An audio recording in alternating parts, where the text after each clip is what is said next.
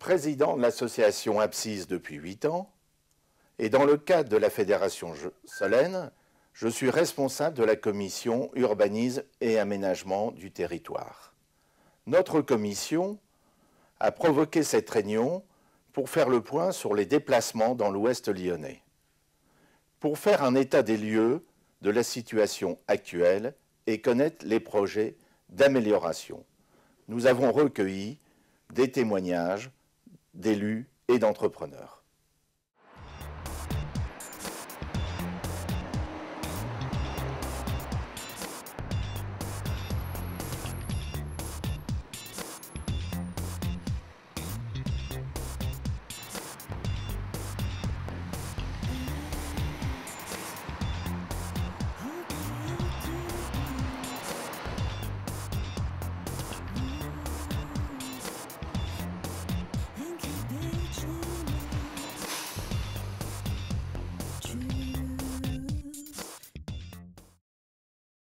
Il y a 20 ans en arrière, où le sud-ouest lyonnais était catalogué comme le jardin de la région lyonnaise. Donc on va dans un jardin avec une brouette, et il fallait bien donc équiper notre territoire de voies de communication à la hauteur de nos aspirations. Alors effectivement, maintenant, il s'est passé 10-15 ans et les besoins sont encore très forts. Je vous ai parlé d'un rayonnement international, européen. Il faut guère plus du Nord pour aller d'une capitale à une capitale. Par contre, pour aller d'une entreprise à une entreprise, il faut une demi-journée. Et on peut rarement faire l'aller-retour dans la journée, ce qui n'est pas normal. Hein, et qu'est-ce qui manque? On a bien des grandes liaisons internationales ou des grandes liaisons nationales, mais on n'a pas le maillage local. Et c'est à ce niveau-là qu'on a des faiblesses notoires. Vous les connaissez toutes. C'est le pont de Pierre-Bénite, c'est les 7 chemins, c'est les liaisons entre Lyon et Saint-Étienne, et puis beaucoup d'autres. Et c'est à ce niveau-là que maintenant il y a des efforts à faire. Et l'enjeu des communes, c'est de faire vivre les espaces économiques, les populations de tout âge, de toute culture, et profiter des espaces naturels et de pouvoir justement se mouvoir et vivre sur cet espace. Et là, on attaque un autre enjeu qui est plus que l'enjeu des entreprises, c'est l'enjeu des populations qui doivent pouvoir profiter de transports en commun de tout type. La preuve, c'est qu'actuellement, nous sommes en train de travailler sur le rail. Nous sommes aussi en train de travailler sur les transports en commun de type urbain ou de type départementaux, et qu'on travaille aussi sur éventuellement des navettes pour relier les différentes villes. Il y a donc un sujet très vaste qui est en train de se développer, et ce sujet se développe au niveau d'une intercommunalité avec les autres communes. Donc on est à un tournant de notre territoire qui est très intéressant et qu'il faut réussir. On est sur des volumes de passage journaliers, tous véhicules confondus, qui doivent avoisiner les 35 000 véhicules jour. Et je passe principalement en restant sur l'axe de la 45, ce qui représente un volume important. Un volume poids lourd également important, inclus dans ce nombre de véhicules, mais qui traduit le développement de l'Ouest lyonnais, qui est devenu aussi un développement industriel et logistique, avec nombre d'entreprises qui sont venues s'implanter sur un lieu de vie agréable pour les gens qui travaillent à l'entreprise, mais également pour les dirigeants d'entreprise qui, traditionnellement, ont souvent, et encore maintenant plus, habité dans l'Ouest et travaillé sur l'Est, où depuis une vingtaine d'années, ils se sont rendus compte que le schéma de l'Ouest leur permettait un développement fort et de ramener leurs activités prospères près de chez eux, quelque part, et de permettre à l'entreprise d'avoir un cadre sociétal agréable, parce que c'est vrai qu'on a quand même un cadre très agréable. D'où la nécessité d'avoir un développement urbain du transport marqué, au sens large du terme. On a une vraie logique de développement qui a été inscrite par les différentes collectivités. Cette volonté de développement, maintenant on est en plein dedans, elle s'est déjà faite. Et il est important qu'on continue à maintenir la pression sur ces axes et sur le développement transport en commun, en plus de la partie véhicules légers et véhicules lourds. Ces transports en commun au travers du tram-train avec la gare de Brignais qui devrait voir le jour autour de 2011-2012, peut-être avec du réseau et du relais vélo, comme on en parlait un peu. Il y a peut-être dans les 2 ans qui suivra une gare aussi sur Vourles. et des liaisons qui permettent de relier Tarare, l'Arbret, la Gorge de Loup, et de Gorge de Loup, d'aller dans le centre de Lyon jusqu'à l'aéroport, et puis de descendre jusqu'à Givors, voire d'aller jusqu'à Rive-de-Gier, en s'arrêtant ici, permet de donner un autre axe et une autre capacité de développement à tout notre secteur. Et je crois que tout le monde a bien compris l'enjeu. Maintenant, cet enjeu doit aboutir à quelque chose de concret. Quand je dis concret, dans une échelle de temps qui soit concrète. Cette échelle de temps concrète, elle ne doit pas se compter sur une échelle de décennies, mais elle devrait se compter sur une échelle de 5 années maximum. Un enjeu majeur dans lequel notre ministre et président du Conseil général, M. Mercier, doit aussi apporter son essence quant à des infrastructures sur le développement de cet A45 encore plus marqué, qui est un serpent de mer, mais qui devrait trouver sa vraie logique dans un fonctionnement local qui est quand même complexe et contraint, où il y a des vraies oppositions qui sont en plus fondées, qui ont une légitimité à trouver des réponses, mais qui doivent, ces réponses, traduire la réalisation de cet A45, et non pas rester opposés dans le fait de dire non à tout. Je crois qu'on ne peut pas être contre une notion de développement. Par contre, cette notion de développement doit être contrainte. Elle doit être contrainte à bien anticiper le développement de notre secteur. Donc il y a différents problèmes. Il y a un problème de transport, tout simplement, de voies d'accès dans nos zones industrielles. Ça, c'est la première problématique. Au jour d'aujourd'hui, les transports qui arrivent desservent les centres-villes, mais pas les voies d'accès dans les zones industrielles. Ça, c'est vraiment le premier problème. Le deuxième problème qui concerne plus les entreprises de prestation de services, ces entreprises qui travaillent, dont les sièges sociaux sur notre territoire, mais qui travaillent à l'extérieur, donc Lyon notamment, au niveau économique, ont énormément de problèmes pour pouvoir quantifier un coût de déplacement, puisqu'au jour d'aujourd'hui, un salarié qui va par exemple partir d'une entreprise à 7 h du matin va se retrouver à 8 h 30 à Lyon, c'est-à-dire 1 h 30 minimum de déplacement sur les voies d'accès comme l'autoroute A450. Et puis également, au jour d'aujourd'hui, on nous fait appel, nous, entrepreneurs, pour prendre énormément de stagiaires. Comment prendre des stagiaires qui ne sont pas véhiculés? Ça aussi, c'est une problématique. Et on se doit de prendre énormément de stagiaires. De même que des jeunes salariés qui n'ont pas de véhicule ou pas les moyens d'avoir un véhicule, c'est la même chose. On ne peut pas recruter du personnel sur nos zones par rapport à ça.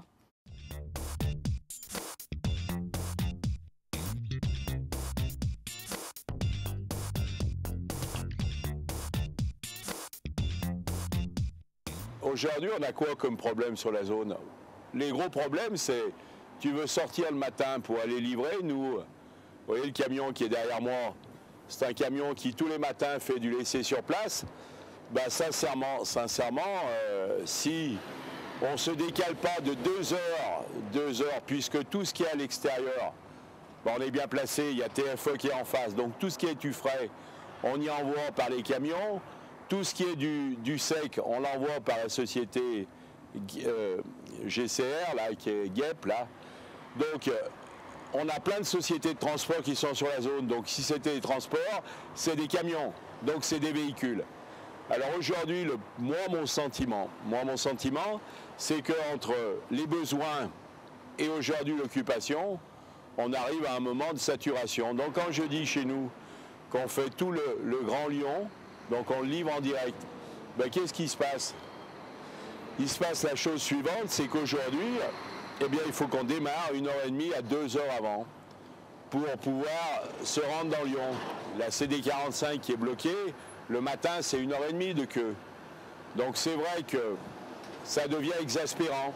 Et puis on n'arrête pas de nous dire la taxe carbone, la taxe de ci, la taxe de là. Ça, en ce moment, c'est d'actualité.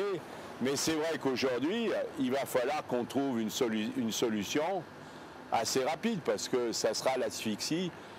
Mon inquiétude, c'est on va aller jusqu'à où? Sur le raccordement de l'A7 à la 45, qui pose un vrai problème à certaines heures. Il y a d'abord ce qui doit être mis en œuvre, ce qui peut être mis en œuvre rapidement, c'est l'ouverture des bretelles d'autoroutes anciennes qui permettraient de fluidifier et d'éviter les croisements de trafic. il y a une réflexion aujourd'hui de l'État qui nous a présenté un projet, mais qui, à mon avis, est trop lent, puisqu'ils ont réfléchi à un projet d'ensemble qui prend en compte différents aménagements, ce qui est intéressant pour la cohérence, mais ce qui ne répond pas à l'urgence des solutions. Donc avec d'autres collègues comme le maire d'Érigny, on plaide pour une mise en œuvre rapide de 3 mesures qui permettraient déjà rapidement de fluidifier le trafic, en attendant un aménagement plus global.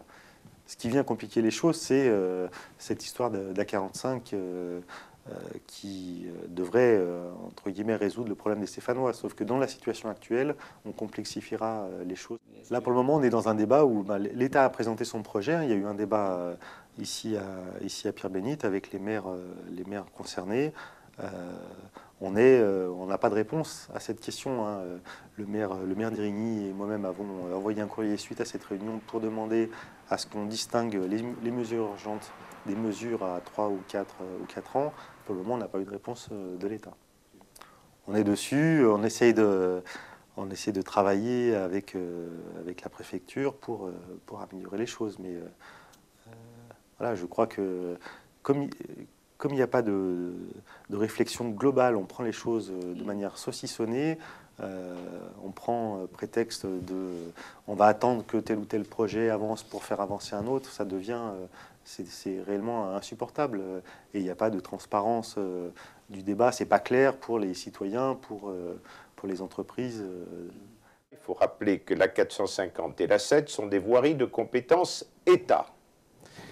Et aujourd'hui, il faut bien dire, la vérité, c'est que ça fait des années qu'on nous trimballe un petit peu, hein, d'études en commission, en enquête, en concertation, etc. On ne fait que repousser l'échéance. Ce qui me concerne, vous savez ma théorie, il faut revoir complètement cet échangeur.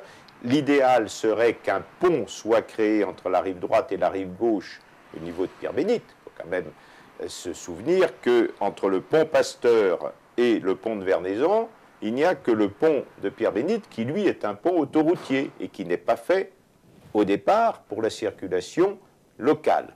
Donc, l'idéal serait un pont, mais en attendant qu'on puisse réaménager les échangeurs, ce que l'État nous a promis, mais qu'on retarde constamment, en attendant qu'on fasse un jour ce pont qui serait nécessaire, moi, je dis au moins 2 choses à faire.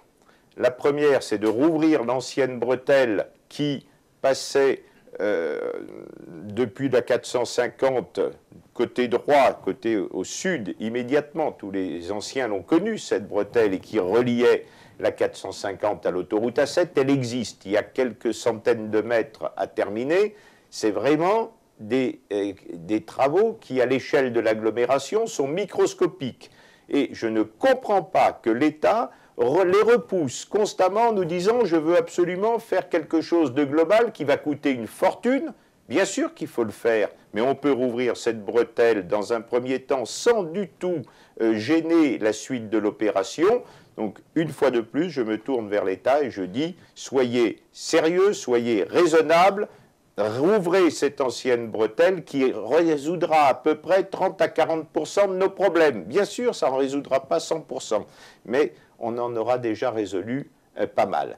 Et si on fait la deuxième chose que je préconise, on résout également 30 à 40% de nos problèmes, c'est l'élargissement au niveau de Saint-Fond, en rive gauche du Rhône, parce que c'est là que naît le bouchon qui, tous les matins, remonte jusqu'à Pierre-Bénite et le long de la 450. Alors, ces travaux, nous allons pouvoir les faire. Quand je dis nous, ce n'est pas la mairie d'Érigny, bien sûr, mais c'est le Conseil général, puisque depuis la 2e loi de décentralisation, le boulevard Pierre-Sémard à Saint-Fond, qui est le prolongement du boulevard Laurent-Bonnevet, et la route départementale 312 en provenance de Fézin sont toutes les deux de compétence Conseil général. Donc là, le Conseil général s'est engagé et nous sommes déjà en train de commencer les déviations de réseau, parce qu'il y a énormément de réseaux qui passent à cet endroit-là. Il y a de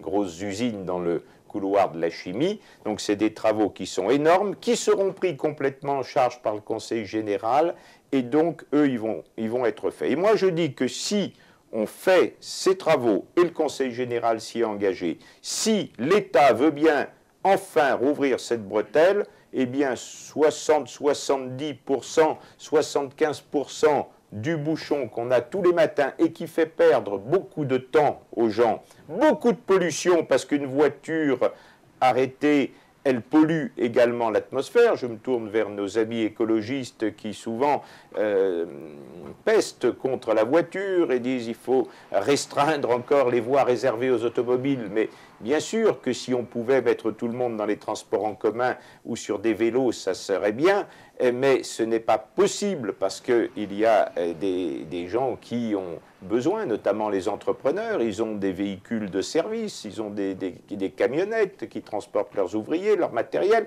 donc il ne faut pas être utopiste, et il vaut mieux avoir des voiries qui permettent aux gens de circuler correctement, ça pollue moins l'atmosphère. Donc perte de temps pour beaucoup de gens, perte d'argent pour beaucoup d'entrepreneurs, parce que je pense notamment aux entreprises des travaux publics, du dépannage ou autres, quand on a plusieurs employés bloqués pendant une demi-heure, une heure dans un embouteillage avec tout le matériel, l'ensemble, ça doit coûter fort cher et on doit le retrouver dans le bilan de l'entreprise. Et puis également, pour la pollution, ce n'est pas une bonne affaire. Alors voilà pour ce dossier qui, pour moi, est vraiment le dossier phare. L'échangeur à 450 à 7 et surtout de grâce, ne prolongeons pas la 45 jusqu'à Saint-Étienne. On ment aujourd'hui aux Stéphanois et on leur dit, bien sûr, on va faire la 45, vous allez gagner un quart d'heure, 20-25 minutes pour venir à Lyon. C'est faux. Ils vont gagner un quart d'heure, 20-25 minutes pour arriver au 7 chemin à Brignais. Mais ensuite, ils vont largement les perdre dans les bouchons. Donc, comme je ne pense pas qu'il y ait énormément de Stéphanois qui se rendent tous les jours au 7 chemin à Brignais, c'est une opération qui est un coup d'épée dans l'eau si on la fait dans le contexte actuel. Si on fait un pont, si on revoit complètement nos échangeurs et si on arrive à faire fonctionner tout cela, il n'y a aucun problème. On peut prolonger la 45 jusqu'à Saint-Étienne. Ce que je dis n'est pas une attaque contre nos amis stéphanois, dont je sais que beaucoup de responsables politiques tiennent énormément à cette opération. C'est qu'aujourd'hui, dans le contexte actuel, elle est infaisable. Je vous cite les chiffres qui ne sont pas les miens. Ils émanent de la Direction régionale de l'équipement et du CT, le Centre d'études techniques de l'équipement. Nous avons aujourd'hui 48 000 véhicules jour sur la 450. Avec la 45, les simulations donnent 98 99 000 véhicules jour. Vous voyez ce qu'il en est aujourd'hui. Imaginez ce qu'il pourrait en être demain. Bon, la 45 n'a de sens aujourd'hui que si son débouché sur l'autoroute A7 est amélioré. Bon, c'est un peu l'action que nous avons entrepris avec les maires du secteur, qui est de demander à l'État d'améliorer le débouché de ces autoroutes. Il y a un projet aujourd'hui d'autoroute A45 jusqu'à Saint-Étienne, mais dans la déclaration d'utilité publique a été enlevé le pont sur l'arrivée sur la 7, ce qui est quand même un peu un non-sens. Aujourd'hui, il y a un projet que nous portons et qui a été porté par différents maires, un projet d'amélioration des bretelles, mais cela répond uniquement à une situation actuelle. La réponse à la problématique du prolongement de la 45 est un nouveau pont sur le Rhône qui permet de rejoindre le boulevard de Ceinture et surtout qu'il soit un pont dédié au transport en commun. Ça, c'est dédié, utilisable par les transports en commun. On ne peut pas séparer la problématique routière de la problématique des transports en commun au jour d'aujourd'hui, dans le cadre d'ailleurs, naturellement, du développement durable. Alors aujourd'hui, l'État travaille sur, la Direction régionale de l'équipement travaille sur une réouverture des bretelles, des doublements à la fois du côté de Saint-Fond, à la fois du côté de Saint-Gilles-la-Veuve, des bretelles d'accès qui permettent de rejoindre la Seine. Mais c'est, je le répète, c'est uniquement pour répondre à la situation actuelle, dans notre esprit en tant qu'élu. Donc on peut dire dans 3 ans, si les financements, 3 ou 4 ans, si les financements sont aussi trouvés. Aujourd'hui, la problématique du financement de l'État, avec tout ce qu'on entend sur les déficits budgétaires, permettent de ne pas être très optimistes. Mais néanmoins, nous continuerons à agir dans ce domaine. On a aujourd'hui un grand transit qui vient de Saint-Étienne pour aller sur Lyon. qui pénalisent la 45 complètement. Et on a des transits qui sont des transits sur la 6 à 7, qui sont des transits pour la plupart à 70% internationaux, qui vont du nord de la France, voire même du nord de l'Europe, Belgique, Allemagne, et qui vont sur l'Espagne. Et tout ceci passe par la vallée de la Chimie ou arrive sur Saint-Giniaval par la 45.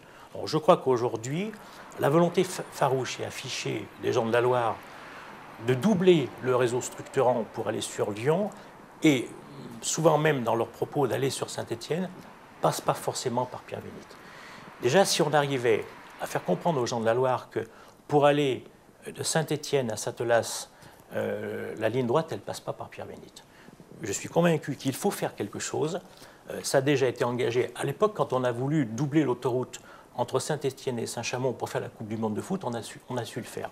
Je pense que là, aujourd'hui, il faut qu'on revienne à l'idée originale qui était le tracé qui passait par Givors et qui partait sur Satelas. Et là, à partir du moment où on aurait sorti ce grand trafic, qui est un trafic, je dirais, qui vient de la Loire, mais qui vient de bien plus loin, du Puy-en-Velay, de la Haute-Loire, on aurait déjà ici une possibilité de trafic local qui serait plus accessible.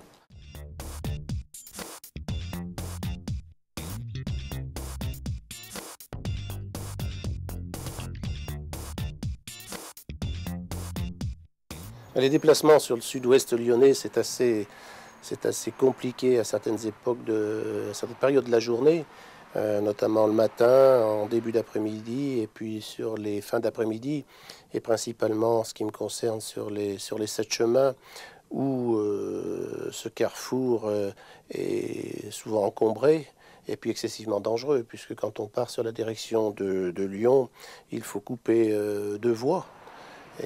Et là, quelquefois, il y a de beaux cartons suite à des gens qui roulent trop vite. Et voilà.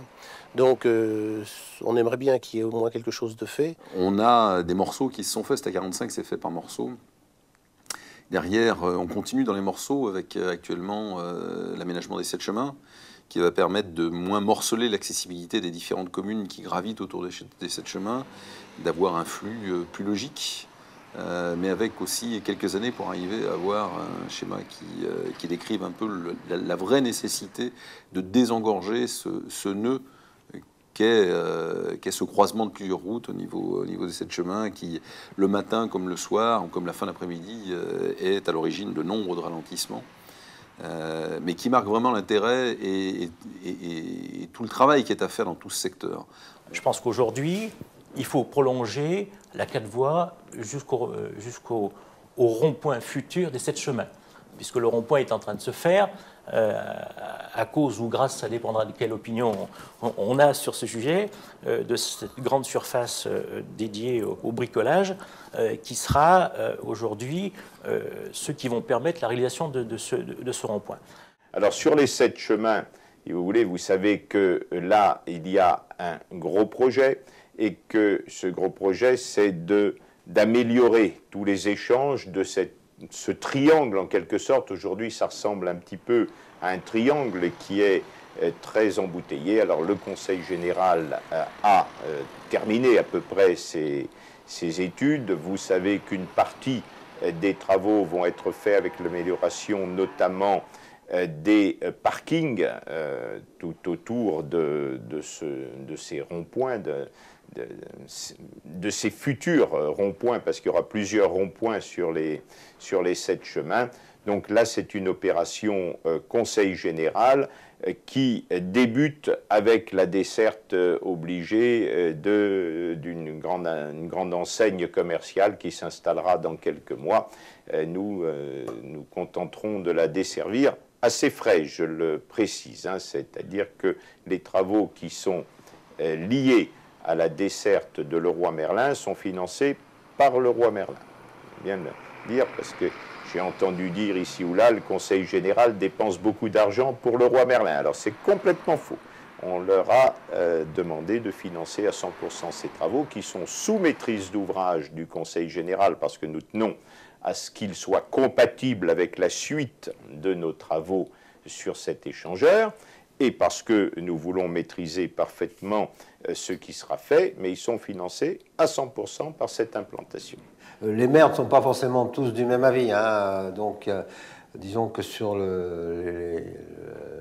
l'ouest lyonnais, vraiment la montagne, là, bon, ben, on n'est pas favorable à la 45. Nous qui sommes un petit peu sur la vallée, sur le bas, où on est confronté aux difficultés de circulation, notamment au niveau des 7 chemins, donc on pense qu'il est nécessaire de faire quelque chose. Mais je le répète encore une fois, ce n'est pas forcément une solution autoroutière. Voilà. Donc maintenant, que fait-on? Je ne sais pas de solution. Le secteur des 7 chemins est vraiment un secteur difficile. Et bon, là, il y a un aménagement donc, de giratoire qui devrait un petit peu améliorer la situation. Maintenant, l'évolution dans le long terme, je le vois mal dans ce secteur.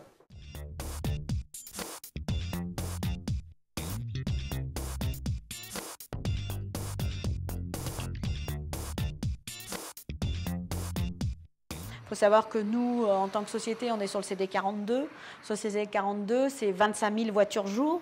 C'est autant que dans la zone industrielle de Saint-Priest, dans la route de Grenoble, où il y a toutes les zones Conforama, etc. à Saint-Priest. Eh bien, là-bas, c'est 28 000 voitures jour.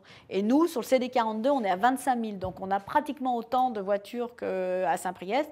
Et avec la difficulté d'engorgement au niveau des ronds-points, toute la circulation. Le matin, on roule au pas jusqu'aux aqueducs de Bonan. Donc ça, c'est une vraie difficulté. La difficulté également, aucun trottoir sur nos zones industrielles. Par rapport à ce qu'on voit dans l'Est lyonnais, où il y a des zones industrielles, il y a de la circulation, il y a des routes, mais ils ont créé des trottoirs. Ce qui fait que si des personnes voulaient venir, soit à pied, soit en bus, qu'on n'a pas aujourd'hui, mais bon, voilà, en transport en commun, eh bien, effectivement, ils pourraient marcher dans nos zones industrielles. Deuxième point noir sur sur cette zone, c'est les transports en commun. Donc là, les transports en commun inexistants pratiquement, ou quand ils existent, c'est bien. C'est pour, bien souvent, on a des transports en commun qui sont là parce que, bien sûr, on a des élèves et qui vont à l'école, donc on a des bus. Et dès qu'arrivent les vacances scolaires, hop, on enlève une partie des bus parce qu'il n'y a plus d'élèves. Et à la sortie, les personnes qui prennent le bus, ces quelques bus dans nos entreprises, eh bien, il faut leur décaler leurs horaires parce qu'ils ne peuvent plus venir aux heures normales. Voilà, donc on se retrouve avec des décalages horaires, etc. Et puis, effectivement, aujourd'hui, vous prenez un stagiaire, eh bien, il est incapable de venir dans votre zone industrielle. Donc, on nous demande d'embaucher des jeunes, on nous demande de prendre des stagiaires. Aujourd'hui, un stagiaire qui veut venir faire un stage chez nous, il a obligatoirement une voiture ou il ne vient pas. La route, nous on est bien concernés sur la départementale 42, puisque maintenant ça fait environ 2 ans, il me semble, que le tunnel de Fourvière est barré aux poids lourds.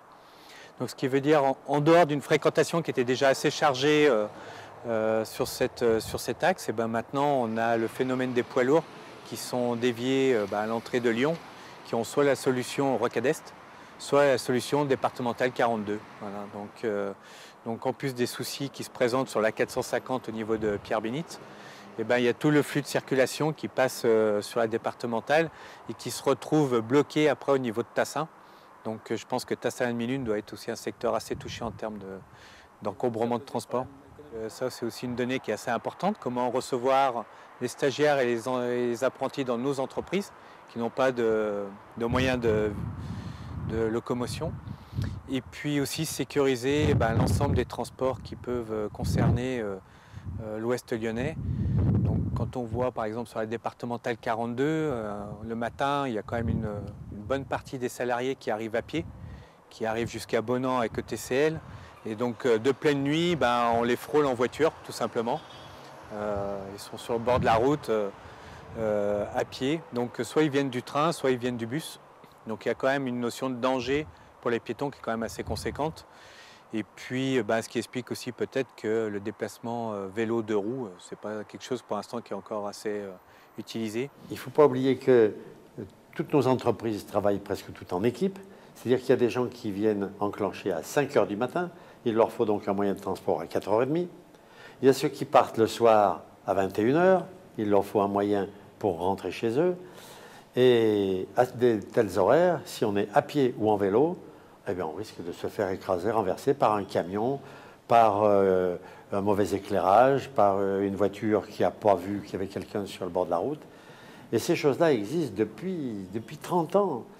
Et il faut que, par nos initiatives et notre travail, notre volonté, il faudrait que les solutions s'améliorent avant qu'il y ait des blessés et des morts sur ces routes.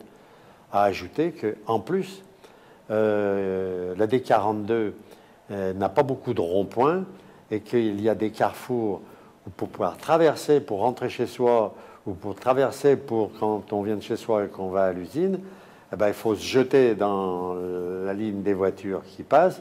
Un jour ou l'autre, il y aura des morts. Moi, je suis sensible dans ces améliorations de voirie à celle de la CD42, la partie qui est encore à voie unique, pour la fluidité du transport, du transit, mais aussi pour la sécurité. On a eu, et c'était vraiment un souci fort qui m'habite, qui est 2 accidents graves, un mortel et un extrêmement grave en 1 an et demi sur cette portion de la CD42. Et je pense qu'elle est accidentogène et il faut absolument qu'elle soit améliorée. Qu'il y ait ou qu'il n'y ait pas un raccordement à une fin du périphérique. Ça, c'est un point important. L'autre point important que j'abordais et qui concerne peut-être plus spécifiquement Chaponneau, mais aussi tous les monts du Lyonnais, tous les habitants qui viennent quotidiennement traverser notre commune pour rejoindre, encore une fois, l'agglomération. Et c'est le projet de contournement sud de la commune qui est inscrit et promis par le Conseil général de très longue date, sur lequel nous avons quelques avancées significatives et nous espérons que le Conseil général, d'ici la fin 2009, comme il nous l'a promis, va nous faire un schéma, un calendrier de mise en œuvre, peut-être en 2 phases, de cette amélioration routière, qui encore une fois a un impact sur Chaponneau, mais énormément aussi sur tous les gens qui viennent travailler sur la zone industrielle de notre commune. Ça, c'est une voirie de compétence départementale. Alors j'espère bien, moi j'ai demandé, alors donc on est en limite, hein, la commune de Saint-Gilles-Laval, mais le Grand Lyon, c'est le RD 42, c'est la limite. Donc on a aussi, ce que j'ai demandé, c'est qu'au prochain mandat, on s'occupe de ou à la fin de ce mandat, qu'on s'occupe de la requalification de la zone du Favier. Donc il faut maintenant qu'on passe en intercommunalité, en territoire partenaire, avec les collectivités qui sont prêtes qui sont en frontière du Grand Lyon, qu'on puisse se mettre d'accord pour requalifier la zone du Favier. Voilà, et ça c'est un objectif important. L'échéance, allez, on va dire que c'est entre 0 et 8 ans, hein, puisque, bon, mais ça va dépendre aussi des orientations du département. Vous savez qu'aujourd'hui, on est en pleine réforme des collectivités locales, pour lesquelles on ne voit pas très clair, et on est aussi en pleine réforme de la taxe professionnelle, qui participent pour 50% au financement des communes. Et on n'y voit pas très clair non plus. Donc aujourd'hui, il va falloir aussi attendre ces lois de réforme sur les collectivités territoriales, sur la fiscalité locale. Et après, il faudra aussi dégager des marges de manœuvre pour requalifier ces zones d'activité et aussi faire de la voirie et des transports en commun, parce que les deux vont de pair. Là, aujourd'hui, c'est un peu, tout le monde le dit, hein, je ne suis pas le seul, on est un peu dans le brouillard quand même. Parce que si on supprime un impôt, moi je suis d'accord pour supprimer les impôts, néanmoins, on ne peut pas toujours faire moins on peut pas toujours faire plus avec moins d'argent. Moi, je pense qu'il y a une position de fond à avoir sur le dossier qui est de réfléchir sur d'autres moyens alternatifs à la voiture. Et je crois très fort aux différents projets de développement des transports en commun. Alors nous sommes porteurs nous-mêmes d'un projet spécifique puisque nous allons améliorer de manière conséquente à partir de janvier 2010 le trafic de la ligne 103 qui dessert notre zone industrielle qui dessert la gare de Chaponneau, dans le but d'essayer de convaincre aussi bien les habitants de Chaponneau que les travailleurs de la zone industrielle de Chaponneau d'utiliser de plus en plus les transports en commun. Pour compléter cela, et un peu dans l'esprit des propositions, qui sont plus que des propositions, qui sont des actions, nous développons parallèlement un système de voies douces. D'une part, nous l'étudions avec la communauté de communes pour développer un schéma global au sein de la communauté de communes reliant nos différentes communes en voie douce, mais aussi plus spécifiquement pour relier la gare à, d'une part, le centre du village, mais aussi la zone industrielle. Et les nouvelles voiries que nous développons actuellement sur la zone industrielle auront une part de voies cyclables permettant un lien avec la gare et donc un accès. La formule que nous voudrions corriger, c'est que les salariés des entreprises de la zone industrielle puissent venir en tram-train à terme sur la gare de Chaponneau et à partir de là partir en mode doux, à pied ou à vélo sur leur entreprise distante de 500 ou 1 km, 1,5 km pour les plus lointaines. Les routes qui sont dans la zone ont été dotées de pistes cyclables. Des pistes cyclables qui prenaient du terrain sur la voie, sur la chaussée où roulent des camions, les voitures. Donc je suis d'accord pour faire des pistes cyclables, mais il faut quand même laisser la place aux voitures de rouler. Et de ce fait, à Proforme, ici, quand on a vu l'installation de la zone des sables, on a proposé de maintenir les pistes cyclables, mais d'élargir la voie dans sa largeur totale. Et de ce fait, notre entreprise, ainsi que toutes les autres, ont donné 1 mètre de terrain supplémentaire afin qu'il y ait non seulement des trottoirs pour les piétons, des pistes cyclables pour les vélos, mais qu'il reste de quoi rouler sans danger avec les camions et les voitures. Mais tous ces travaux, toutes ces belles initiatives de pistes cyclables dans le détail des zones ne servira pas si les vélos ne peuvent pas passer sur les routes nationales. C'est pour ça que je voudrais que les municipalités concernées envisagent les investissements nécessaires pour, ça fait 20 ans qu'on le demande, que la départementale 42 soit passée à 2 voies et que les carrefours soient aménagés et que les pistes cyclables de chaque côté soient installées. On confond souvent dans les discours le contournement ouest de Lyon, qui pour l'instant est en projet mais depuis très longtemps et on ne le voit pas venir, donc n'en parlons pas si vous voulez, mais qui lui passerait dans la région de Mornan, hein, et puis le tronçon ouest du périphérique. Souvent dans les discours, les gens confondent les deux, et moi même quand les gens me posent des questions, ils me posent souvent une question à la place de l'autre. Donc le tronçon ouest du périphérique, c'est une voirie très proche et très interne à l'agglomération, le col. Le contournement ouest de Lyon, lui, est beaucoup plus à l'ouest, s'il se fait un jour, parce que pour l'instant, il n'est pas du tout dans la programmation.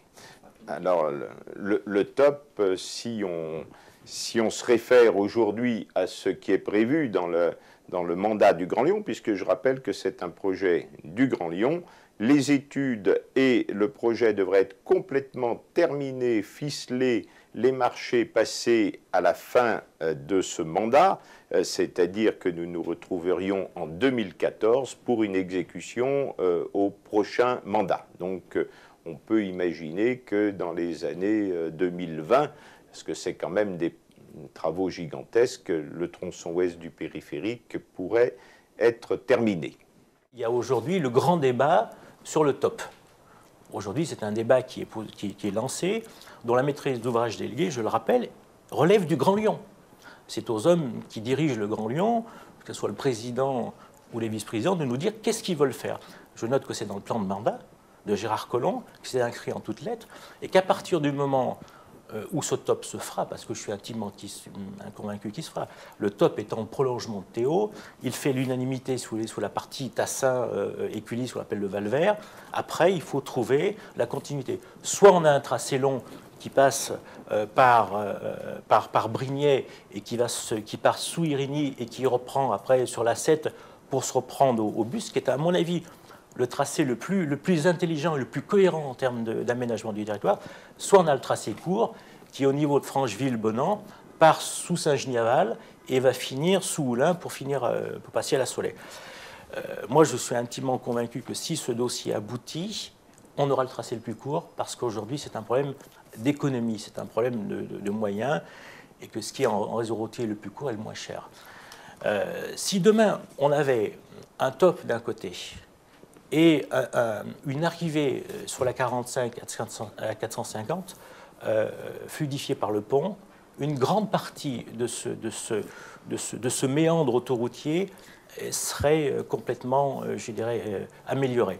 On aurait un peu sorti le trafic, je dirais, de passage pour y laisser plus que le trafic local, qui fait qu'il y aurait du coup moins d'utilisateurs.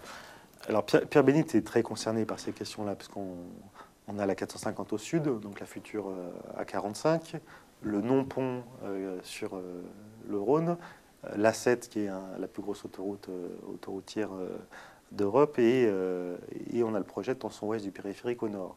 Donc on serait une ville totalement encerclée par des flux autoroutiers. Le projet de tronçon ouest du périphérique, qui serait le bouclage du périphérique, est un projet qui est un peu le serpent de mer des projets de transport sur l'agglomération. Or aujourd'hui, il apparaît et il y a un accord entre le Conseil général et le Grand Lyon pour avancer sur ce projet. Donc, il y a une avancée importante du point de vue de l'environnement, c'est que le projet sera totalement enterré, ce qui est déjà ce qui était une des revendications des riverains. Pour moi, ce dossier-là manque de transparence. On n'a pas ni les études qui permettent de dire il est opportun de faire ce projet-là. Pourquoi le faire? Quels avantages pourront en tirer les habitants, les salariés? Quel avantage en termes de développement économique? Je n'ai pas les études qui permettent d'argumenter ce projet-là, et je n'ai pas les études non plus sur les conséquences que pourrait avoir cet ouvrage-là. Donc, en attente de ces études, je crois qu'il est compliqué, à part avoir un positionnement idéologique en dehors des réalités, de pouvoir se positionner là-dessus. Avec les éléments que j'ai aujourd'hui, je pose la question de l'opportunité. Je pose la question du tracé, est-ce que c'est bien ça qui va correspondre à l'agglomération dans 20 ans? Et puis je pose la question du coût. Aujourd'hui, on parle de 2 milliards d'euros pour ce projet-là. 2 milliards d'euros, c'est un mandat entier d'investissement du Grand Lyon. Est-ce qu'il n'y a pas d'autres priorités en termes de logement, en termes d'aménagement de proximité, qu'aller engouffrer 2 milliards d'euros dans ce projet-là? Là encore, il faudrait pouvoir comparer l'intérêt prévu de cet ouvrage et avec d'autres aménagements qui pourraient améliorer le quotidien de nos concitoyens. On peut rejoindre sur ce sujet la question du top. De la même façon, je n'ai pas d'informations certaines. Et dans ce cadre-là, à ce jour, notre commune ne s'est pas prononcée sur ce projet. On attend d'avoir des certitudes sur le projet, sur son lieu sur la volonté politique, effectivement, par les acteurs principaux, le Grand Lyon et le Conseil général, de le porter. Premier point. Deuxième point, sur les conditions d'implantation exactes. Il y a plusieurs trajets toujours qui sont dans les dossiers. Les mesures d'accompagnement absolument nécessaires n'ont pas été clairement précisées pour l'instant. Et donc, notre commune ne s'est pas prononcée encore sur la pertinence et son adhésion au projet. La seule chose que j'ai obtenue, c'est de faire partie, en tant que maire de Chaponneau, de la commission bipartite Conseil général Grand Lyon, commission qui ne s'est pas encore réunie, sauf pour une visite de terrain au mois de mars, mais pas depuis. Donc le dossier avance doucement. C'est des enquêtes publiques. De toute façon, il y aura forcément, compte tenu de la grandeur du projet, il y aura une concertation importante. Très largement, il y aura un débat public préalable à la déclaration d'utilité publique, où chacun pourra faire valoir ses arguments, la ville, comme les associations, comme les industriels, parce qu'il faut aussi que ceux qui en ont besoin ou qui le demandent l'expriment d'une manière aussi ou positive ou négative. Donc il y aura cette phase d'enquête. Moi, je n'ai pas de délai aujourd'hui sur la réalisation du top, mais c'est un projet qui, on est en 2010, c'est un projet qui peut aboutir en 2014, 2015, 2016. C'est quand même des travaux considérables. Hein. Ça fait 30 ans qu'on en parle, ça fait 30 ans qu'on le fait, on ne le fait pas. C'est un projet sur une décennie. Hein. Enfin, je veux dire, c'est assez clair. Enfin, entre le début qui commencera par la couverture du Val-Vert jusqu'à Oulin, Pierre-Bénite, enfin Oulin, jusqu'à raccorder le boulevard de Ceinture, c'est une décennie.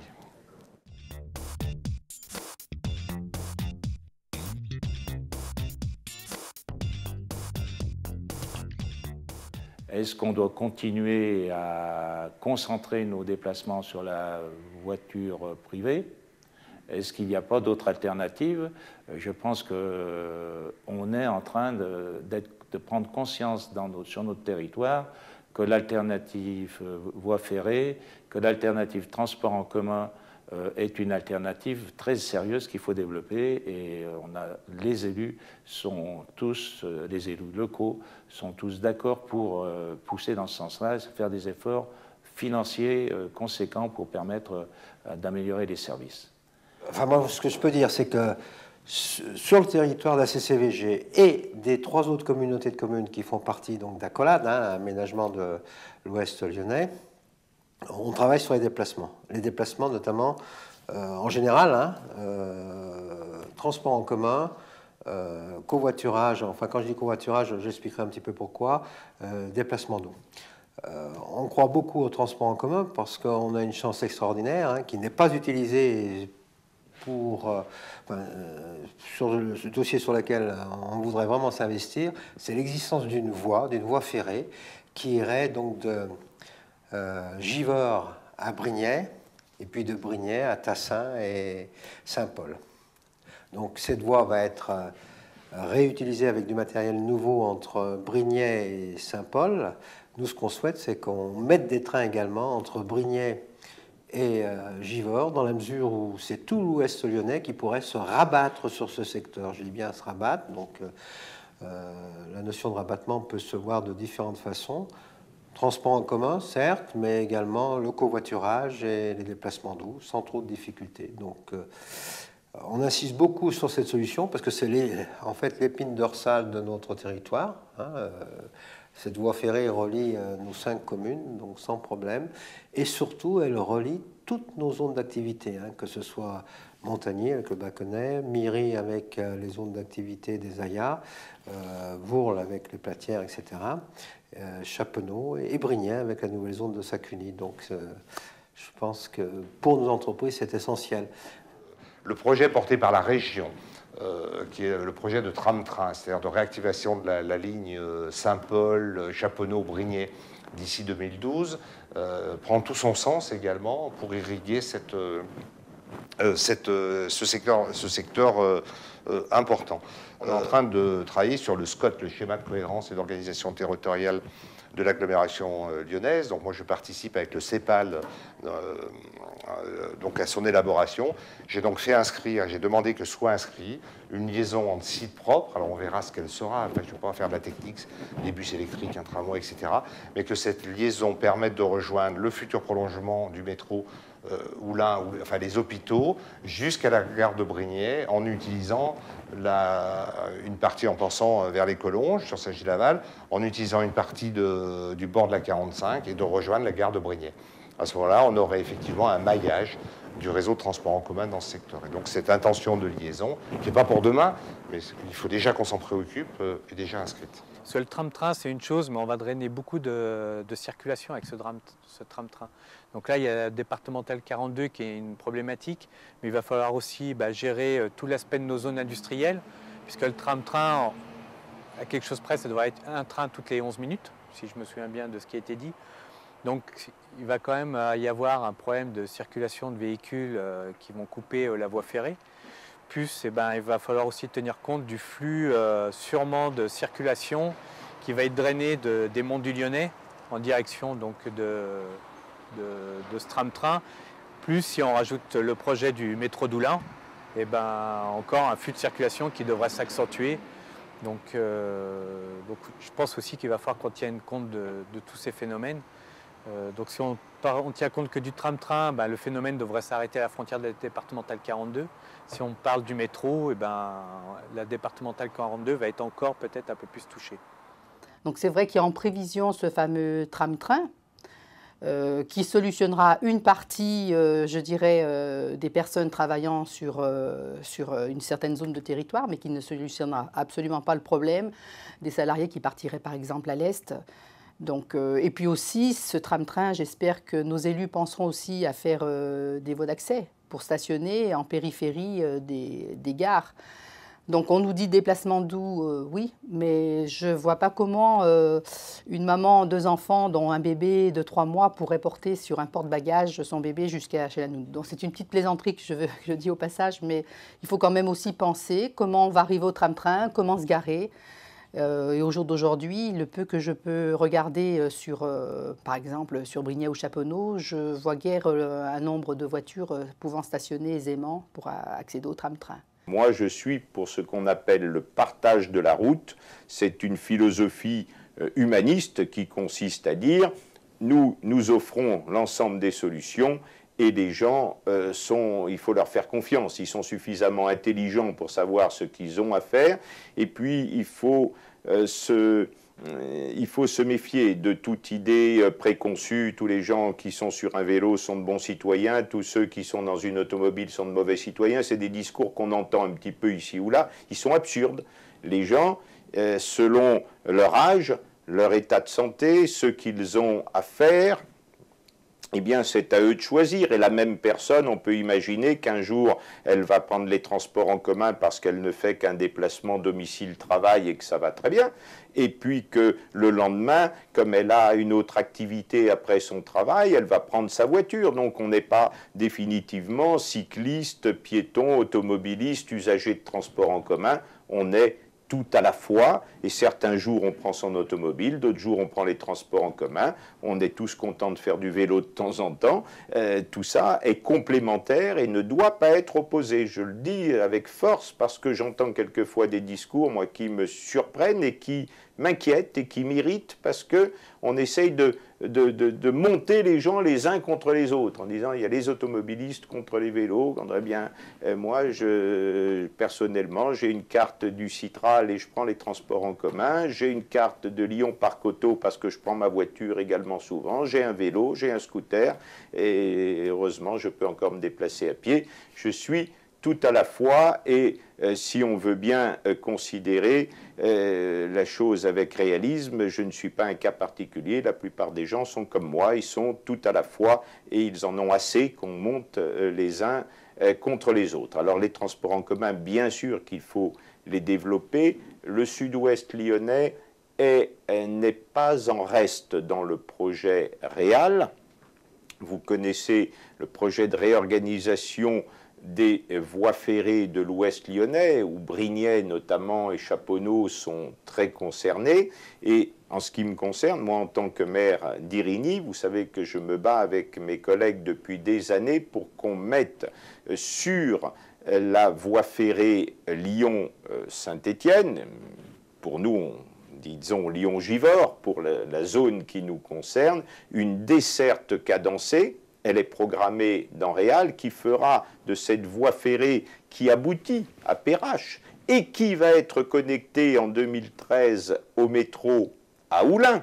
Donc cette voie ferrée doit être un véritable RER pour nous, c'est-à-dire qu'il faut que toutes ces gares disposent de parking et que les gens puissent utiliser cette voie ferrée qui est remarquable. Givors, Ville et Canal, Grigny, Vernaison, la gare d'Irigny qui est dans le projet Réal et qui devrait également ouvrir à l'horizon 2013 à Ivour. Ensuite, la gare de Pierre-Bénite, la gare d'Oulin avec là non seulement une gare mais un pôle multimodal avec un grand parking et la connexion au métro partant vers Jean Massé, La Pardieu, etc.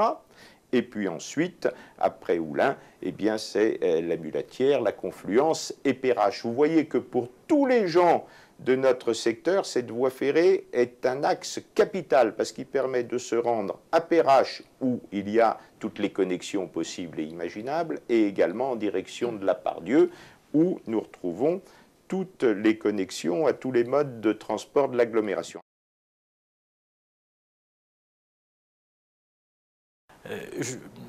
Je comprends l'impatience de certains. Je sais que c'est difficile. Moi, quand je vais à Lyon, je passe plus par les grands réseaux, je passe par l'intérieur parce que ça va plus vite.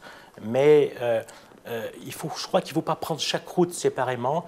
Il faut faire une globalité. C'est peut-être là où on a aujourd'hui une difficulté. C'est qu'on raisonne trop d'un côté la 450, de l'autre côté l'Autop, de l'autre côté la 430. Je crois qu'il faudrait aujourd'hui avoir une structure publique, que ce soit le conseiller général, le conseiller régional ou le Grand Lyon, qui disent, bon là, la problématique de l'Ouest lyonnais, c'est ça. Il faut rajouter aussi qu'il y a l'histoire du col, dont on ne parle pas, qui le col est quelques mètres plus haut. Alors, est-ce qu'on pourrait avoir dans ce canton, ou juste à côté, un contournement autoroutier, le col? Est-ce qu'on pourrait avoir le top? Est-ce qu'on pourrait avoir le doublement de la 450? Je ne suis pas sûr que tout ça soit cohérent et que là, il nous manque vraiment une stratégie globale, une stratégie d'ensemble pour pouvoir faire un peu de prospective.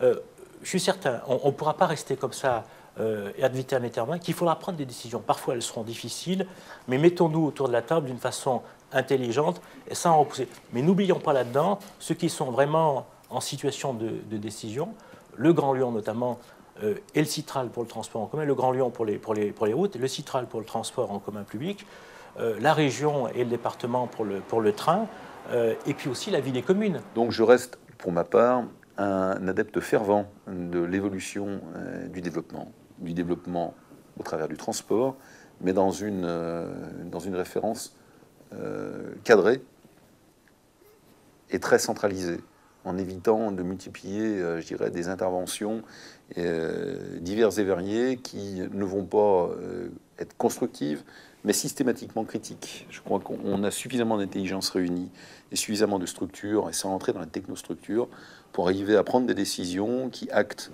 d'un futur en tenant compte des prérogatives des uns et des autres, mais en ayant un vrai phénomène d'analyse et en réservant ce phénomène d'analyse à ceux qui ont capacité et dont le métier est justement d'avoir une prospective. Le plus dur, c'est d'imaginer demain. Voilà. Si c'est pour imaginer son environnement maintenant et dire comment vous voudriez l'améliorer, le premier réflexe, c'est on ne touche pas à maintenant, on ne touche pas à son cadre. Donc on protège plutôt son cadre. Protéger son cadre, c'est pas donner un futur à nos enfants. Je crois qu'il faut être très ouvert là-dessus. Le premier schéma, si on veut du développement, c'est d'admettre qu'on doit tous évoluer. On vieillit, les nouvelles générations arrivent. Ces nouvelles générations vont consommer, vont se déplacer différemment. Donc il nous faut offrir un cadre qui soit un cadre statutaire. On ne va pas faire des routes dans tous les sens. On ne va pas faire des autoroutes dans tous les sens, tout simplement parce qu'on est trop montagneux. Ici, on est très vallonné. Les éléments plats, on y est. Hein, on est dans cette vallée, la vallée du Garonne, au sens large du terme, avec différents paliers qui descendent jusqu'à Givors. Voilà, il y a un schéma urbain qui est là. Après, aller le développer un peu plus loin, la 45 sera un coût, il n'y en aura pas 36. Il est contraignant, il est coûteux. Néanmoins, il est forfaitairement intéressant en termes de développement. Je crois qu'il n'y en aura jamais non plus des centaines de kilomètres. Demain, c'est donner plus d'envie peut-être à cette région et à ce secteur de stabiliser ce développement qui s'est déjà bien fait et puis aller régler ces fameux millimètres qui nous manquent. Voilà.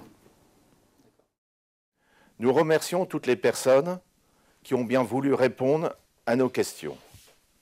Vous pourrez retrouver l'intégralité de ces témoignages sur le site internet qui s'affiche sur l'écran. Et maintenant, je vous propose d'ouvrir le débat.